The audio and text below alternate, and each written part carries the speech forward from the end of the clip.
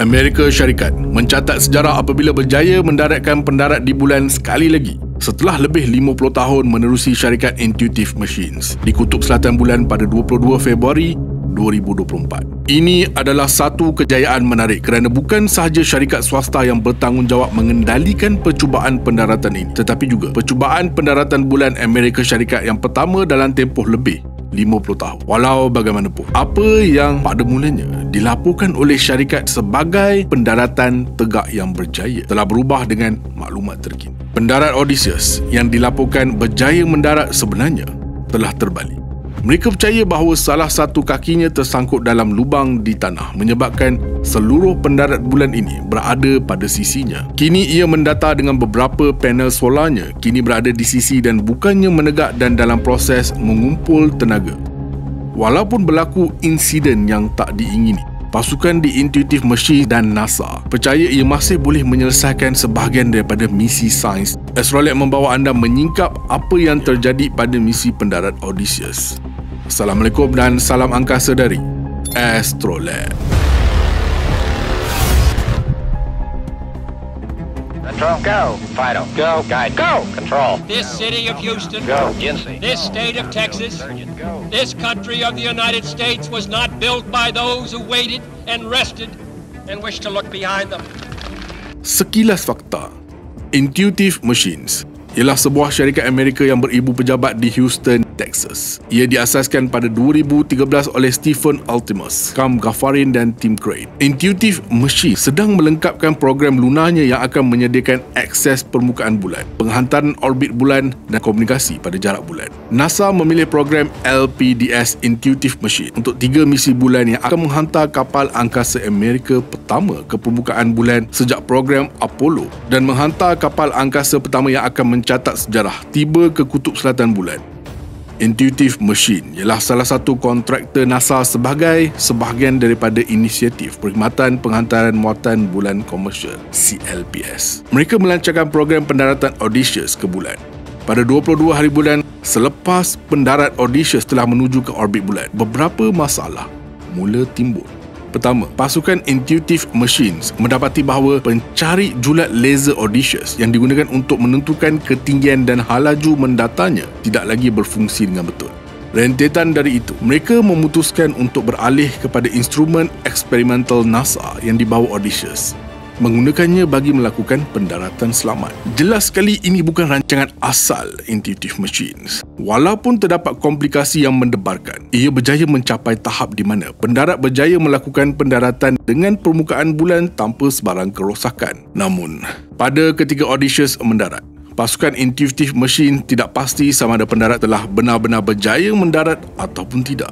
Detik yang mendebarkan ini merakam para jurutera yang mengimbas monitor dan melihat data lander sebelum mereka akhirnya mengumumkan bahawa ia telah mendarat di bulan. Tidak lama selepas itu, syarikat itu juga mengumumkan bahawa pendarat tersebut mendarat menegak dan mula menghantar data. Tetapi sesuatu yang tak disangka terjadi. Pendarat itu tidak tegak sama sekali, sebaliknya telah terbalik di sisi. Pasukan jurutera dari Intuitive Machines menyatakan bahawa kapal angkasa tersebut melakukan penurunan sebanyak 9.7 km ke bawah dan 3.2 km ke sisi pada kadar kelajuan seolah-olah seseorang sedang berjalan dan secara tak sengaja satu kaki di permukaannya tersadung dan terbalik. Mereka mendapati terdapatnya cahaya matahari di sebelah sekitar pendarat dan matahari di bahagian atas. Kebanyakan muatan guna masih dapat dilihat dan pasukan mereka sedang mengumpulkan data-data sains bagi proses seterusnya. Dalam erti kata lain, pendarat yang mempunyai 6 kaki pendaratan utama tidak mendarat dengan sempurna disebabkan salah satu kakinya tidak dapat bergerak apabila pendarat itu masih bergerak sedikit ke arah sisi.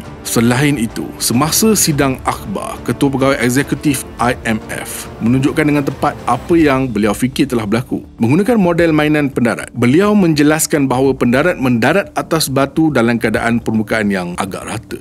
Kenyataan ini jelas bercanggah dengan pengumuman sebelumnya. Mereka mengumumkan bahawa pendarat pada asalnya tegak tidak lama selepas mendarat dan kemudian mengumumkan bahawa ia kini terbalik. Di sini beliau mempunyai beberapa asbab.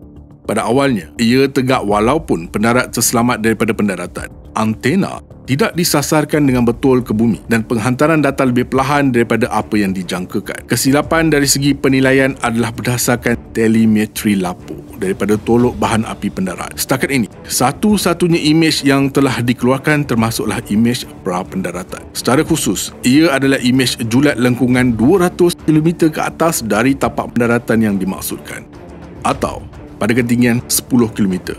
Faktor pendaratan kurang sempurna menyebabkan misi mengambil imej bulan terbantut. Teknologi kamera pendarat telah dilengkapi dengan Eagle Cam, instrumen yang diminat oleh pelajar di Embry-Riddle Aeronautical University atau ERAU. Ia direka khas untuk digunakan dari Odysseus, kira-kira 100 kaki atau 30 meter di atas permukaan bulan, dan memotret kapal angkasa yang mendarat dari bawah. Walau bagaimanapun, disebabkan oleh komplikasi navigasi yang dinyatakan sebelum ini, di mana ia memerlukan pautan asas perisian. Keputusan dibuat untuk mematikan Eagle Cam semasa mendarat dan tidak menggunakan peranti tersebut semasa penurunan terakhir Odysseus. Pasukan tersebut masih merancang untuk menggunakan Eagle Cam dan merakam imej pendarat di permukaan bulan semasa misi diteruskan. Pendarat turut dilengkapi dengan kamera lens dan pasukan mereka berharap dapat merakam imej pada minggu-minggu akan datang. Setakat ini, Intuitive Machines tidak mempunyai banyak perkara untuk ditunjukkan. Dengan semua maklumat baru ini, apa yang menjadi persoalan adalah apa akan berlaku kepada keseluruhan misi sekarang apabila pendarat berada dalam keadaan terbalik. Syarikat ini juga turut disoal bagaimana orientasi secara sisi akan mempengaruhi keseluruhan misi ini. Odysseus tidak mempunyai sebarang muatan aktif pada panel E yang dipercayai menghadap bulan. Oleh itu, muatan aktif yang memerlukan komunikasi dan memberi arahan semuanya terdedah kepada luar. Namun Odysseus mempunyai antena yang menghala ke permukaan dan antena tersebut tidak boleh digunakan untuk transmisi ke bumi. Isu ini menjadi batu penghalang dalam usaha komunikasi bagi mendapatkan data yang betul bagi memenuhi kehendak misi. Malah, satu-satunya muatan pada panel E yang menghadap ke bulan ialah muatan statik karya seni yang disediakan oleh seorang aktris. Tidak banyak yang mereka ketahui tak kala pendarat berlabuh di bulan. Jika salah satu kaki terbalik, berkemungkinan ia akan patah dan terbalik secara perlahan-lahan. Pendarat kelihatan bersandar di atas batu, berada sedikit tinggi di atas permukaan berdasarkan kuasa yang dijana. Malah kaki itu juga berkemungkinan berada di celah batu.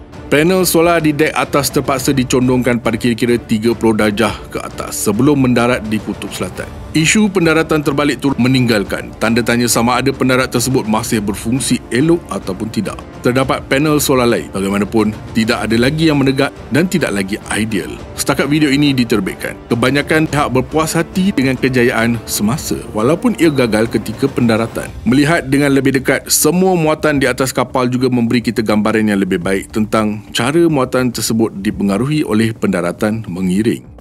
Secara keseluruhan, terdapat 12 muatan, 6 dari NASA dan 6 komersial. Muatan komersial pertama adalah Columbia Sportswear yang membantu sejenis pelapik terhadap keadaan yang mencabar di bulan. Ia digunakan secara khusus untuk beberapa penutup panel yang mungkin telah memperoleh maklumat berharga sebelum dan selepas pendaratan. Seterusnya ialah Eagle Cam yang Astrolab menyatakan sebelum ini. Memandangkan ia tidak digunakan semasa penurunan seperti yang dirancang, akan tetapi mereka masih mahu menggunakannya. Kedudukan semasa pendarat boleh menghalang proses ini. Ia bergantung pada bahagian mana kamera itu berada dan sama ada pasukan itu masih mahu menggunakan kamera itu ataupun tidak. Seterusnya, ia turut dilengkapi ILOX, termasuk kamera DV kecil, suite pengimejan bulan, satu daripada medan lebar dan satu lagi kantar bersudut sempit. Matlamatnya adalah untuk merakam imej beberapa imej pertama pusat galaksi Bima Sakti dari permukaan bulan serta melakukan beberapa aspek cakrawala yang lain. Pendaratan sisi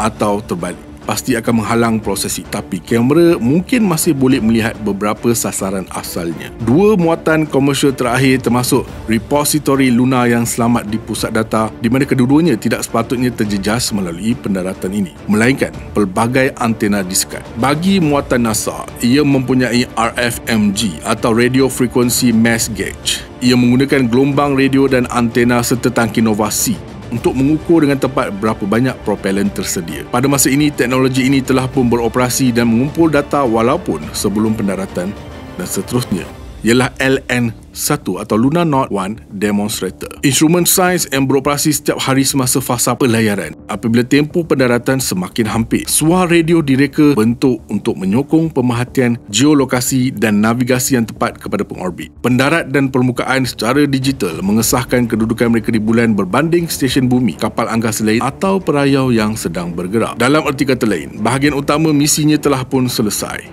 Terdapat juga kamera stereo untuk kajian permukaan bulan. Menerusi percubaan ini, mereka berhadap dapat merakam imej kesan kepulan enjin pendarat semasa ia berinteraksi dengan permukaan bulan semasa Odysseus sedang menurun ketika kepulan debu mengendap di sekeliling kaus kapal angkasa. Selain itu, ia mempunyai navigasi Doppler LiDAR untuk halaju dan pengesan julat yang tepat atau NDL. Tujuan utamanya adalah untuk mengesan jarak dari tanah semasa penurunan. Seterusnya ialah tata susunan retro reflector laser atau LRA. LRA ialah koleksi 8 retro reflectors setengah inci, koleksi unit cermin yang digunakan untuk mengukur jarak yang dipasang pada pendarat. Jika orientasi pendarat dan panel E penghadap bulan, percubaan ini masih boleh memberikan nilai maklumat seperti yang sepatutnya. Teknologi seterusnya adalah ROSIS atau Radio Observation of the Lunar Surface Photoelectron Sheet. Teknologi ini dirancang untuk mengukur persekitaran plasma elektron pada permukaan bulan.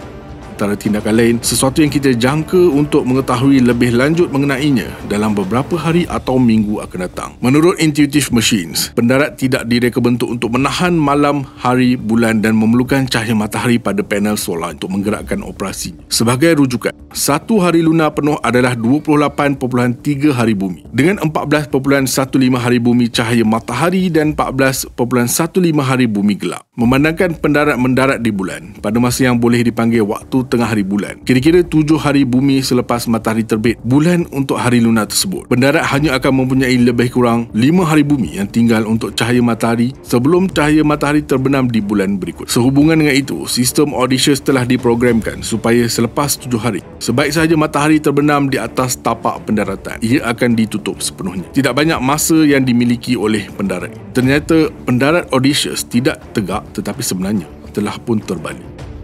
Ini sama sekali tidak sepatutnya berlaku.